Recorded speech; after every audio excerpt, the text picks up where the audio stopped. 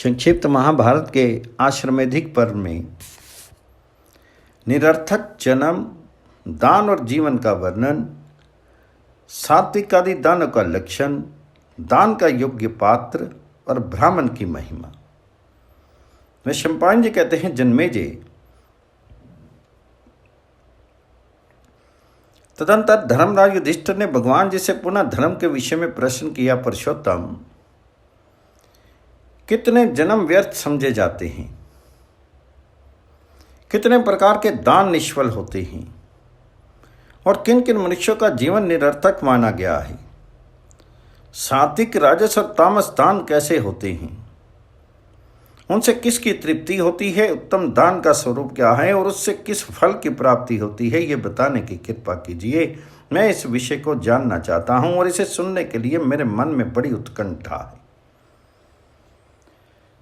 भगवान जी ने कहा, राजन, मैं तुम्हें न्याय के अनुसार यथार्थ एवं उत्तम उपदेश सुनाता हूं, ध्यान देकर सुनो। यह विषय परम पवित्र और संपूर्ण पापों को नष्ट करने वाला है। 14 जन्म व्यर्थ समझे जाते हैं, 55 प्रकार के दान निष्फल होते हैं और जिन जिन मनुष्यों का जीवन निरर्थक होता है उनकी संख्या 6 बतलाई गई है। इन सब का मैं क्रमशः वर्णन करूंगा। धर्म का नाश करने वाले, लोभी, पापी, बलि वैश्यदेव किए बिना भोजन करने वाले, पारस्त्रीगामी, भोजन में भेद करने वाले, असत्यवादी, बंधु बांधवों को क्लेश देकर अकेले ही मिठाई उड़ाने वाले, माता पिता, अध्यापक, गुरु और मामा मामी को मारने या गाली देने वाले, ब्राह्मण होकर भी संध्या न करने वाले, अग्निहोत्र का त्याग करने वाले, श्राद्ध तर्पण से दूर रहने वाले, ब्राह्मण होकर शूद्र का अन्न खाने वाले तथा मेरी, शंकर जी की, ब्रह्मा जी की अथवा ब्राह्मणों की भक्ति ना करने वाले, ये 14 प्रकार के मनुष्य अधम होते हैं। इन्हीं पापियों को जन्म को व्यर्थ समझना चाहिए। जो दान अश्रद्धा या अपमान के साथ दिया जाता है, जिसे दिखावे के लिए दिया जाता है, जो पाखंडी को प्राप्त हुआ है, जिसे शूद्र के समान आचरण वाले पुरुष ने ग्रहण किया है, जिसे देकर अपने ही मुंह से बारंबार बखान किया गया है, जिसे रोषपूर्वक दिया गया है तथा जिसको देकर पीछे से उसके पीछे शोक प्रकट किया गया है, जो दंभ से उपार्जित अन्न का झूठ बोलकर लाए हुए अन्न का, ब्राह्मण के धन का, चोरी करके लाए हुए द्रव्य का तथा कलंकी पुरुष के घर में से लाए हुए धन का दान किया गया है, जो पतित ब्राह्मण को दिया गया है, जिसे दान की वस्तु को वेद विहीन पुरुषों ने, सबके यहाँ याचना करने वालों ने, संस्कारहीन पतितों ने तथा एक बार संन्यास लेकर फिर गृहस्थ आश्रम में प्रवेश करने वाले पुरुषों ने ग्रहण किया है,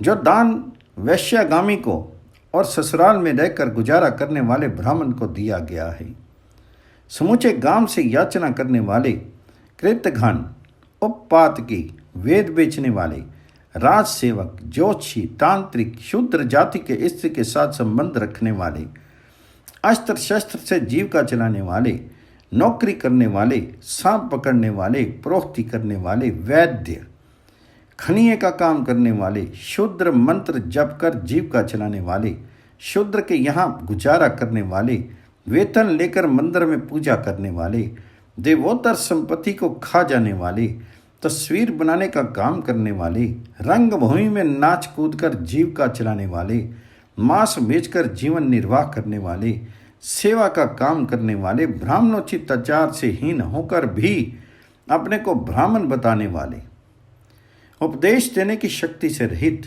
व्याजखोर, अनाचारी, अग्निहोत्र न करने वाले, संध्या उपासना से अलग रहने वाले, शूद्र के गांव में निवास करने वाले, झूठे ही महात्माओं के से वेश धारण करने वाले, सबके साथ और सब कुछ खाने वाले, नास्तिक, धर्म विक्रेता, नीच वृत्ति वाले, झूठी गवाही देने वाले तथा कूटनीति का आश्रय लेकर गांव के लोगों में लड़ाई झगड़ा कराने वाले ब्राह्मण को जो दान दिया जाता है वह सब निष्फल होता है। उपयुक्त ब्राह्मणों को दिए हुए दान बहुत हों तो भी राख में डाली हुई घी की आहुति की भांति व्यर्थ हो जाते हैं।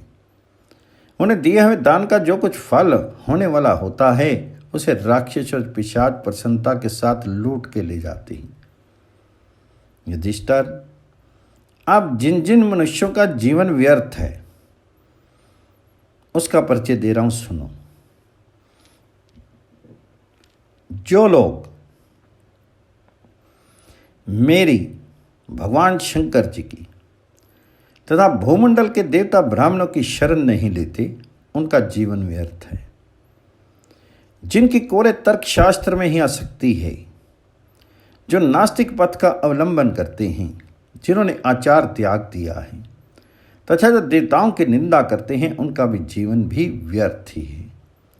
जो नराधम नास्तिकों के शास्त्र पढ़कर ब्राह्मण और यज्ञों की निंदा करते हैं, वे व्यर्थ ही जीवन धारण करते हैं। जो मूढ़ दुर्गा, स्वामी कार्तिकेय, वायु, अग्नि, जल, सूर्य, माता पिता, गुरु, इंद्र तथा चंद्रमा की निंदा करते और आचार का पालन नहीं करते, वे भी निरर्थक ही जीवन व्यतीत करते हैं। जो धन होने पर भी दान और धर्म नहीं करता तथा दूसरों को न देकर अकेले ही मिठाई उड़ाया करता है, उसका जीवन भी निरर्थक ही है। इस प्रकार व्यर्थ जीवन की बात बताई गई। अब दान का समय बतलाता हूं। जो मनुष्य स्नान करके पवित्र होकर मन और इंद्रियों को प्रसन्न रखकर श्रद्धा के साथ दान करता है, उसके फल को वह यौवन अवस्था में भोगता है। जो स्वयं देने योग्य वस्तु ले जाकर भक्तिपूर्वक सत्पात्र को दान करता है, उसको मरण पर्यंत हर समय उस दान का फल प्राप्त होता है। दान और उसका फल सात्विक, राजस और तामस भेद से तीन प्रकार का होता है और उसकी गति भी 3 प्रकार की होती है। इस विषय का वर्णन करता हूं, सुनो। दान देना कर्तव्य है ऐसा समझकर अपना उपकार न करने वाले ब्राह्मण को जो दान दिया जाता है वह सात्विक है।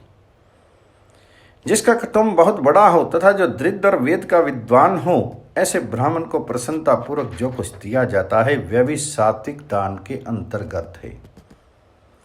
परंतु जो वेद का एक अक्षर भी नहीं जानता, जिसके घर में काफी संपत्ति मौजूद है तथा जो पहले कभी अपना उपकार कर चुका है, ऐसे ब्राह्मण को दिया हुआ दान राजस माना गया है।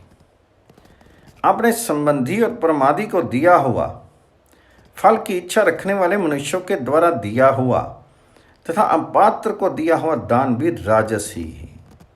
जो ब्राह्मण बड़ी वैश्य देव नहीं करता, वेद का ज्ञान नहीं रखता तथा चोरी किया करता है, उसको दिया हुआ दान तामस है। क्रोध, तिरस्कार, क्लेश, अवहेलना पूर्वक तथा सेवा को दिया हुआ दान भी तामस ही बतलाया गया है।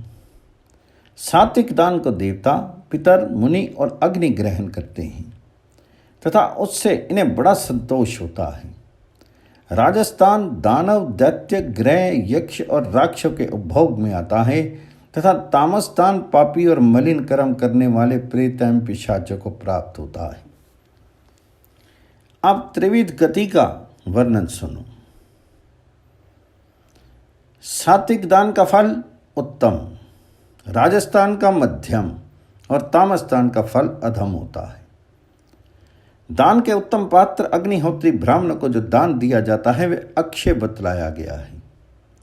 अतः जो वेद के विद्वान होते हुए दरिद्र हों, उनके भरण पोषण का तुम स्वयं प्रबंध करो और संपत्तिशाली द्विजों की रक्षा करते रहो। दानहीन दरिद्र ब्राह्मणों को दान देकर उनकी भली भांति पूजा करो। दाता का पाप दान के साथ ही दान लेने वाले के पास चला जाता है और उसका पुण्य दाता को प्राप्त हो जाता है। अतः परलोक में अपने हित चाहने वाले पुरुष को सदा दान करते रहना चाहिए। जो वेद विद्या पढ़कर अत्यंत शुद्ध आचार विचार से रहते हों और शूद्रों का अन्न कभी नहीं ग्रहण करते हों, ऐसे विद्वानों को प्रयत्न पूर्वक बड़े बड़े दानों का भंडार बनाना चाहिए। पांडुनंदन, जिनकी स्त्रियां अपने पति के भोजन से बचे हुए अन्न को हजारों गुना लाभ समझकर उसके मिलने की प्रतीक्षा किया करती हैं, ऐसे ब्राह्मणों को तुम भोजन के लिए निमंत्रित करना। दरिद्र कुल के ब्राह्मण को निमंत्रित करके उन्हें निराश नहीं लौटाना, अन्यथा उसकी आशा मारी जाएगी। जो मेरे भक्त हों, मेरी शरण में हों, मेरा पूजन करते हों और नियम पूर्वक मुझ में ही लगे रहते हों, उनका यत्न पूर्वक पूजन करना चाहिए। युधिष्ठिर, अपने उन भक्तों को पवित्र करने के लिए मैं प्रतिदिन दोनों समय की संध्या में व्याप्त रहता हूँ। मेरा ये नियम कभी खंडित नहीं होता। इसलिए मेरे निष्पाप भक्तजनों को चाहिए कि वे आत्मशुद्धि के लिए संध्या के समय निरंतर अष्टाक्षर मंत्र ओम नमो नारायणाय का जप करते रहें। संध्या और अष्टाक्षर मंत्र का जप करने से दूसरे ब्राह्मणों के भी पाप नष्ट हो जाते हैं। अतः चित्त शुद्धि के लिए प्रत्येक ब्राह्मण को दोनों काल की संध्या करनी चाहिए। जो ब्राह्मण इस प्रकार संध्या, उपासना और जप करता है उसे देव कार्य और श्राद्ध में नियुक्त करना चाहिए। उसकी निंदा कदापि नहीं करनी चाहिए, क्योंकि निंदा करने पर ब्राह्मण उस श्राद्ध को उसी प्रकार नष्ट कर देता है जैसे आग ईंधन को जला डालती है। धर्म के जानने वाले पुरुष को यज्ञ में ब्राह्मणों की परीक्षा नहीं करनी चाहिए, क्योंकि ऐसा करने से यजमान की बड़ी निंदा होती है। ब्राह्मणों की निंदा करने वाला मनुष्य कुत्ते की योनि में जन्म लेता है, उस पर दोष आरोपण करने से गधा होता है और उसका तिरस्कार तथा उसके साथ द्वेष करने से वह कीड़े की योनि में जन्म पाता है। बुद्धिमान पुरुष को चाहिए कि क्षत्रिय, सांप और विद्वान ब्राह्मण यदि कमजोर हों तो भी कभी उनका अपमान नहीं करें, क्योंकि ये तीनों अपमानित होने पर मनुष्य को भस्म कर डालते हैं। ब्राह्मण जन्म से ही धर्म की सनातन मूर्ति है। वह धर्म के लिए ही उत्पन्न हुआ है और मुक्ति का उसका जन्म सिद्ध अधिकार है। ब्राह्मण अपना ही खाता और अपना ही पहनता है, दूसरे मनुष्य ब्राह्मण की दया से ही भोजन पाते हैं। अतः ब्राह्मणों का कभी अपमान नहीं करना चाहिए, क्योंकि वे सदा ही मुझ में भक्ति रखने वाले होते हैं।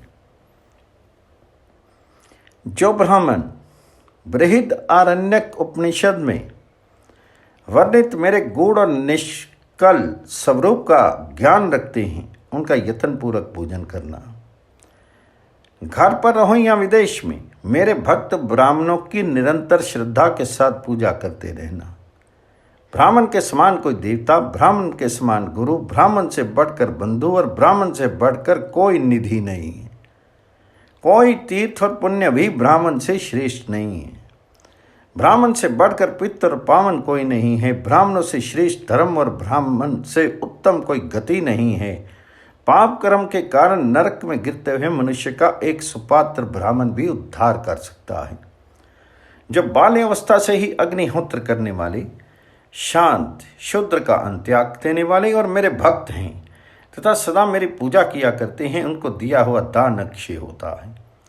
मेरे भक्त ब्राह्मण को दान देकर उसकी पूजा करने, शीश झुकाने, सत्कार करने, बातचीत करने अथवा दर्शन करने से वह मनुष्य को दिव्य लोक में पहुंचा देता है।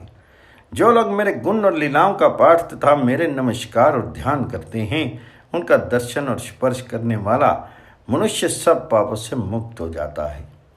जो मेरे भक्त हैं, जिनके प्राण मुझ में ही लगे हुए हैं, जो मेरी महिमा का गान करते और मेरी शरण में पड़े रहते हैं, जिनकी उत्पत्ति शुद्ध रज और तेज से हुई है, जो वेद के विद्वान, जितेंद्रिय तथा शुद्ध अन्न से बचे रहने वाले हैं, वे दर्शन मात्र से पवित्र कर देते हैं।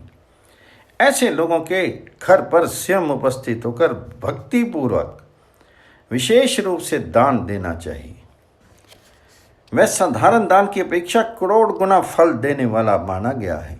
जागते तथा सोते समय, परदेश में या घर रहते समय, जिस ब्राह्मण के हृदय से उसकी भक्ति भावना के कारण मैं कभी दूर नहीं होता, वह पूजन, दर्शन, स्पर्श अथवा संभाषण करने मात्र से मनुष्य को पवित्र कर देता है।